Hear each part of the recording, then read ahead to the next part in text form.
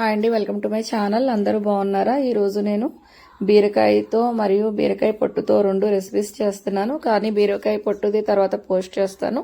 ఇప్పుడు బీరకాయ శుభ్రంగా కడిగేసి చెక్కి ఉంచుకుంటున్నాను. చిన్న చిన్న ముక్కల కింద కోసుకుంటున్నాను. కోసుకున్న తర్వాత ఇప్పుడు చూడండి, ఇక్కడ నేను 2 ఉల్లిపాయలు, 2 పచ్చిమిరపకాయలు, కొద్దిగా ఆయిల్ వేసి వేపుతున్నానండి. ఇక్కడ నేను పచ్చిరొయ్యలు ముందుగా తీసుకున్నానండి. ముందుగా కడిగేసి శుభ్రంగా పచ్చిరొయ్యలు అందులో ఉప్పు పసుపు వేసి అది వాటర్ అంతా ఎక్సెస్ వాటర్ పోయినట్టు ఉడికించి పెట్టుకున్నానండి. అవి స్టోర్ చేసి చల్లారిన తర్వాత ఎయిర్ టైట్ కంటైనర్లో ఫ్రీజర్లో పెట్టాను. ఇప్పుడు తీసి ఎప్పుడు కావాలంటే మనకి ఎమర్జెన్సీలో అప్పటికప్పుడు చేసుకోకుండా ఉంటుంది. ఇందులో నేను వేసేసి అల్లం వెల్లుల్లి పేస్ట్ వేసుకున్నానండి. వేసుకుని చూడండి, ఇవంతా దగ్గరికి కలిసినట్టు కదుపుతున్నాను. మీకు ఆయిల్ ఎంత కావాలో అంత వేసుకోండి.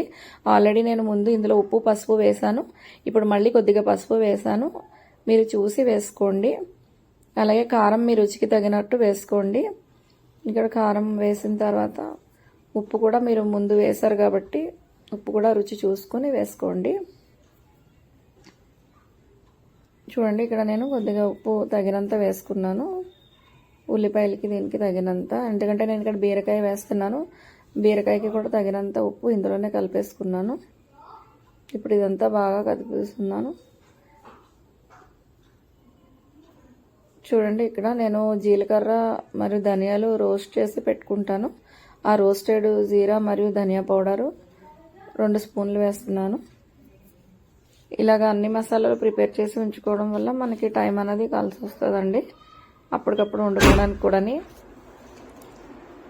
చూడండి, ఇక్కడ నేను టమాటాలు ముందు మీరు పేస్ట్ చేసైనా వేయచ్చు, లేదంటే ముందు ఇక్కడ టమాటాలు మగ్గించవచ్చు.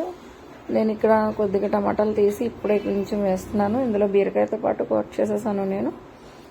ఇలా అయినా మగ్గిపోతాయండి. ఇప్పుడు కట్ చేసుకున్న బీరకాయలు కూడా ఇందులో వేసేస్తాను. ఇవన్నీ కూడా మగ్గిపోతాయి మనకి. చూడండి, ఇలా నేను బీరకాయలు ఇలా రౌండ్గా కట్ చేసుకున్నాను. ఇప్పుడు ఇవన్నీ శుభ్రంగా కదిపేసి మొత్తం అంతా కలిసినట్టు ఉప్పు కారం పసుపు అన్నీ కలిపేసుకోవాలండి. ఇంకా మనం వాటర్ కొద్దిగా మసాలా కలిపిన వాటర్ ఉంటుంది కదా, అదే కొద్దిగా వేస్తే తర్వాత మగ్గిన తర్వాత సరిపోతుంది. ఇక్కడ నేను బెండకాయ ఫ్రై కూడా చేశానండి. ఇక్కడ చూడండి, ఇది మగ్గింది. చూడండి, కొంచెం మగ్గింది. ఇప్పుడు ఇది మూత పెట్టేసి ఉంచేస్తే సరిపోతుంది. ఇందులో కొద్దిగా మసాలా వాటర్ ఉంటుంది కదా, ఆ వాటర్ కొద్దిగా వేసానండి. చూడండి, వేసిన తర్వాత మూత పెట్టేస్తున్నాను. చూడండి, ఇందులోనే వాటర్ కొద్దిగా వేసాము మనం మసాలాలో కదిపిన వాటర్. అయినా బీరకాయలో వాటర్ ఉంటుంది కదా, ఆ వాటర్ దిగిపోద్ది. ఆ వాటర్తోనే ఉడికిపోతుంది. మనం ఇంకా ఎక్కువ వాటర్ వేయవసరం లేదు. ఇక్కడ నేను కొద్దిగా పచ్చి జీడిపప్పు వేస్తున్నానండి. ఇది ఆప్షనల్ అండి, ఇది వేయాలని ఏమీ లేదు. నా దగ్గర కొంచెం ఉంది, అందుకే పచ్చి జీడిపప్పు కొద్దిగా వేసాను.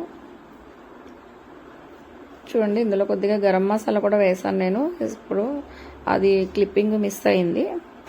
చూడండి, అంతే. మనము మూత పెట్టి ఉంచిన తర్వాత దగ్గరికి మగ్గిపోయింది. అంతేనండి, చాలా సింపుల్గా అయిపోతుంది ఈ కర్రీ. నేను ఎక్కువగా మట్టి పాత్రలో వండుతాను. కాకపోతే ఇప్పుడు కింద దగ్గరికి ఉండే కూరలు అయితే కొంచెం మాడంటుకుంటుందండి, దగ్గరుండి చేయాలి. అందుకని చెప్పి నేను ఇందులో వండేసాను. అంతేనండి, కొత్తిమీర వేసి ఫైనల్గా గార్నిష్ చేసి దింపేస్తున్నాము. చాలా టేస్టీగా ఉంటుందండి, ఎమ్మిగా ఉంటుంది. మీకు నచ్చితే ఫ్రెండ్స్ అండ్ ఫ్యామిలీతో షేర్ చేయండి. నా ఛానల్ని సబ్స్క్రైబ్ చేయండి. బెల్ ఐకాన్ని మరిన్ని వీడియోస్ కోసం క్లిక్ చేయండి. Thank you for watching.